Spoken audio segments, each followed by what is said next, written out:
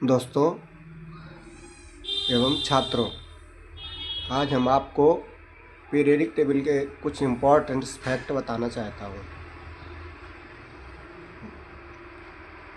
ये हमारी आधुनिक आवर्त सारणी है। इसको हम कहते हैं modern periodic table of the element long form.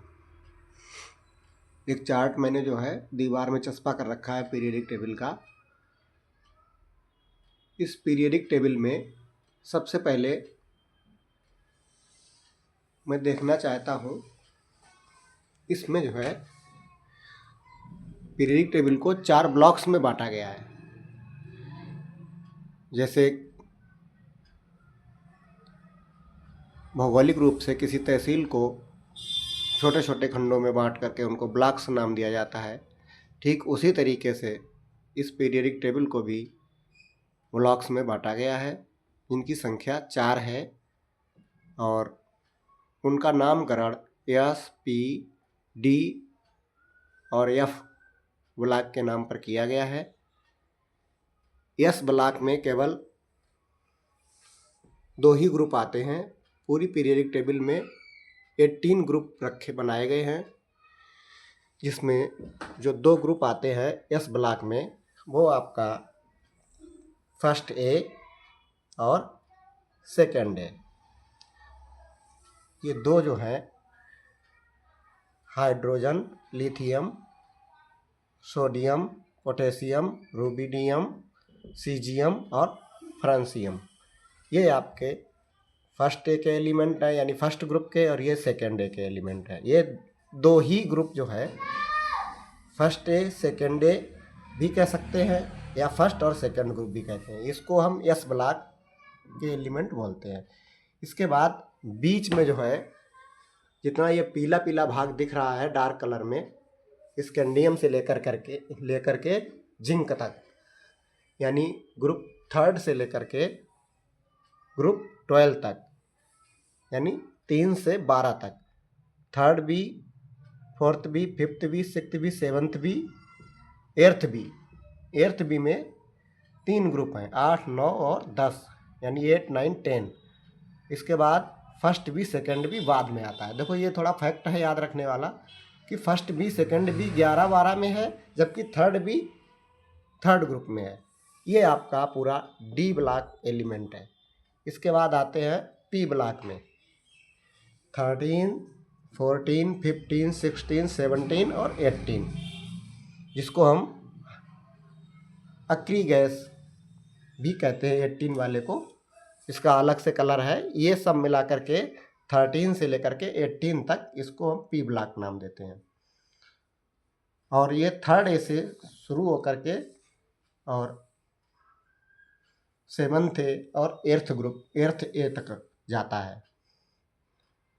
इस प्रकार हमारे 3 ब्लॉक ये हो गए, और चौथा ब्लॉक सबसे बॉटम में रखा गया पीरियडिक टेबल के, जिसको हम लेंथेनाइड्स और एक्टेनाइड्स श्रेणियां कहते हैं। ये दोनों श्रेणियों को एफ ब्लॉक में रखा गया है। ये तो इसके ब्लॉक की जानकारी हो गई, साथ में ग्रुपों की भी हो गई। इसके अतिरिक्त इस पीरियडिक टेबल में जो क्षैतिज कॉलम बने हुए हैं, वो हमारे क्षैतिज कॉलम जो है वो आवर्त कहलाते हैं। आवर्त मतलब गोला, यानी कक्षाएं। ये हमारे फर्स्ट आवर्त, सेकेंड आवर्त, 3rd, 4th, 5th, 6th, 7th, 7 आवर्त हैं। इस पीरियडिक टेबल को 7 आवर्त में बांटा गया। 7 क्षैतिज खाने हैं और 18 यानी ये 3 हमारे ऊर्ध्वाधर हैं। जो ऊर्ध्वाधर खाने हैं वो हमारे समूह यानी ग्रुप्स कहलाते हैं, और जो क्षैतिज खाने हैं वो आवर्त, उनको पीरियड कहते हैं। और जो ये 2 अलग से एफ ब्लॉक के जो लेंथेनाइड एक्टेनाइड रखे गए, वो इन्हीं साथ में इन्हीं के छूटा हुआ भाग है। ये लेंथेनाइड जो आपका है, इसके आगे के जो ये लेंथेनाइड जो है आपका 57 है, इसके आगे के जो है 21 तक, वो इसके आगे के 14 एलिमेंट रखे गए इसमें, और शेष जो है एक्टिनियम के आगे के 14 एलिमेंट रखे गए। तो इस प्रकार 7 आवर्त और 18 ग्रुप हो गए हैं इसमें। अब देखिए आवर्त सारणी में कुछ और भी फैक्ट हैं जिनको जानने का हम प्रयास करेंगे। एक ऐसा एलिमेंट है जो डी ब्लॉक में है, धातु भी है लेकिन द्रव अवस्था में रहता है सामान्य ताप पर, वो है हमारा Hg, मरकरी। इसको देखो 80 इसका एटॉमिक नंबर है और ये हमेशा लिक्विड स्टेट में रहता है और अन्य धातुओं के साथ मिलकर के अमलगम बनाता है, जैसे iron Hg amalgam, zinc Hg amalgam. Hg के साथ जो भी धातु मिलाई जाएगी वो उसी का नाम ले साथ में रख करके Hg को रखेंगे और अमलगम बाद में जोड़ देंगे, तो ये अमलगम भी साथ में हो गया आपका। इसके बाद हम देखते हैं कुछ और भी फैक्ट आवर्त सारणी से संबंधित। इसमें कुछ ऐसे एलिमेंट हैं जो ना तो धातु हैं और ना ही अधातु हैं, वो हमारे जो है उपधातु कहलाते हैं। उपधातु में कौन कौन से आते हैं? उपधातु जो भी है वो हमारे पी ब्लॉक में है। पी ब्लॉक में ये जो एक अलग पट्टी आई है, ये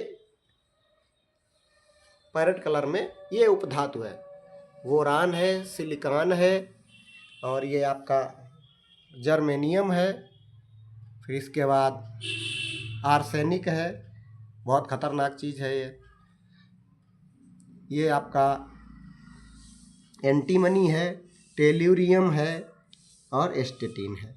ये एलिमेंट जो है आपके उपधातु के अंतर्गत आते हैं। एक तरीका की देख लो श्रेणी बनी है सीढ़ी टाइप की, 1 2 3 4 5 6 एलिमेंट हैं, 7 एलिमेंट हैं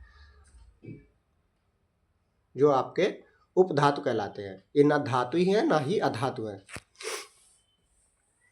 जितने भी ट्रांजिस्टर बनते हैं उसमें ये उपधातु ही काम आते हैं। इसके बाद एक और चीज़ देख लेते हैं, ये जो हमारा 18 ग्रुप है, इसमें हीलियम, नियाम, आर्गन, क्रिप्टॉन, ज़ेनान, रेडान, ये सब अक्रिय गैसें हैं। इनका जो है अष्टक कंप्लीट होता है, यानी बाह्य कोश इनकी पूर्ण होती है, इसलिए किसी से क्रिया नहीं करते हैं, इसी कारण इनका नाम अक्रिय गैस पड़ा है। इसके बाद फर्स्ट एक एलिमेंट हैं जो उनको भी एक विशेष नाम दिया गया, क्षारीय धातुएं।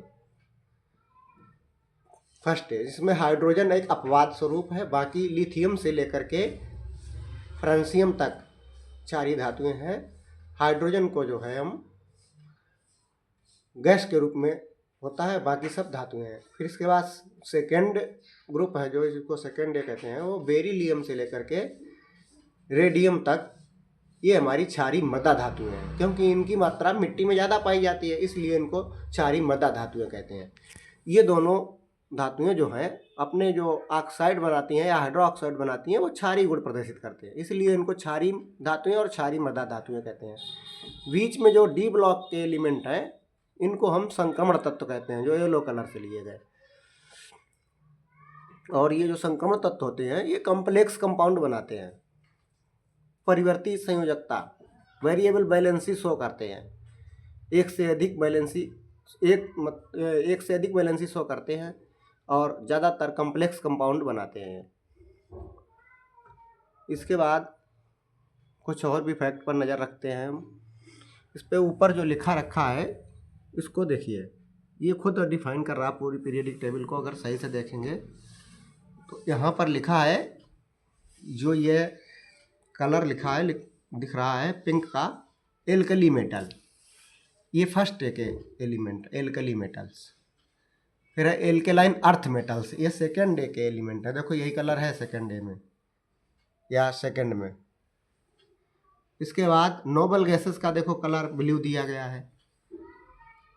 ऐसे आप जो भी कलर टेबल मार्केट से लाएंगे उसमें ये सब दिया होगा, इसमें कोई भी दिक्कत वाली बात नहीं। ज़रा सा भी अगर समझेंगे तो इस चीज़ को समझ जाएंगे।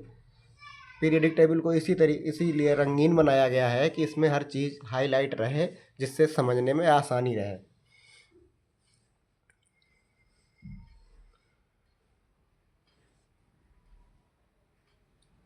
इसमें पीरियोडिक टेबल में एक और बात ध्यान रखनी है, पूरी कुछ चीज़ें हैं जैसे विद्युत ऋणात्मकता, तो किस तरीके से पीरियडिक टेबल में किधर से किधर जाने पर घटती है, किधर से किधर जाने पर बढ़ती है। तो हम देख लेते हैं, जिधर से पीरियडिक टेबल शुरुआत होती है वो हमारा बायां होता है, और इस साइड में जिधर हाइड्रोजन है परिवार है वो दायां है, यानी राइट है, और ये लेफ्ट है जिधर हाइड्रोजन लिथियम फर्स्ट एक एलिमेंट है वो। तो हमेशा एक बात ध्यान रखना है कि बाएं से दाएं जाने पर, यानी लेफ्ट टू राइट जाने पर इलेक्ट्रोनेगेटिविटी इंक्रीज करती है, यानी बढ़ती है, पहला फैक्ट। दूसरा, ग्रुप में टॉप टू बॉटम यानी ऊपर से नीचे आने पर इलेक्ट्रोनेगेटिविटी घटती है। इस प्रकार अगर बाएं से दाएं जाएंगे तो इधर को बढ़ेगी, नीचे से ऊपर जाएंगे तो बढ़ेगी। इसलिए फ्लोरीन हमारा जो है सबसे अधिक इलेक्ट्रोनेगेटिव एलिमेंट है। पूरी आवर्त सारणी में सबसे अधिक, सबसे ऋणात्मक एलिमेंट है, यानी मोर इलेक्ट्रोनेगेटिव, वो आपका फ्लोरीन है। इसकी विद्युत ऋणात्मकता 4 होती है। फ्लोरीन को रख करके ही पूरी आवर्त सारणी के अन्य एलिमेंटों की इलेक्ट्रोनेगेटिविटी निर्धारित की जाती है फ्लोरीन के सापेक्ष। तो पी ब्लॉक में जो भी एलिमेंट हैं उनकी electronegativity S block, D block और एफ ब्लॉक से अधिक होती है। इसके बाद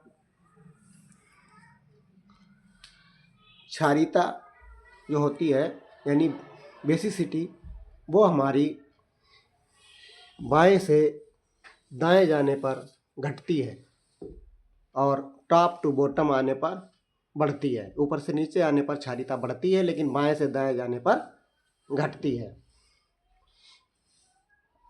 ये हो गई आपकी इलेक्ट्रोनेगेटिविटी और क्षारीयता।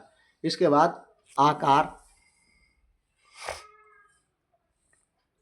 किसी भी समूह में टॉप टू बॉटम आने पर जो आपका आकार है परमाणु का वो बढ़ता जाता है, बराबर इंक्रीज करेगा। जैसे जैसे आवर्त बढ़ेगा उसकी त्रिज्या, परमाणु त्रिज्या तत्वों की बढ़ती जाएगी, एटॉमिक रेडियस इंक्रीज करेगी टॉप टू बॉटम आने पर, यानी ऊपर से नीचे आने पर किसी भी ग्रुप में।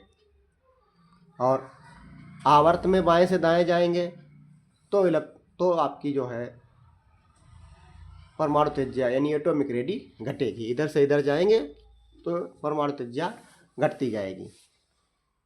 इसका डिस्क्रिप्शन अगर देखेंगे तो 11th की केमिस्ट्री का फर्स्ट पेपर है, उसमें चैप्टर जो है आपका परमाणु संरचना के बाद जो है एटॉमिक स्ट्रक्चर के बाद जो चैप्टर आता है वो आपका पीरियोडिक टेबल की आवर्तता है, यानी आवर्त सारणी में आवर्तता किधर जाने पर कौन सा करैक्टर इंक्रीज करेगा, कौन सा करैक्टर डिक्रीज करेगा।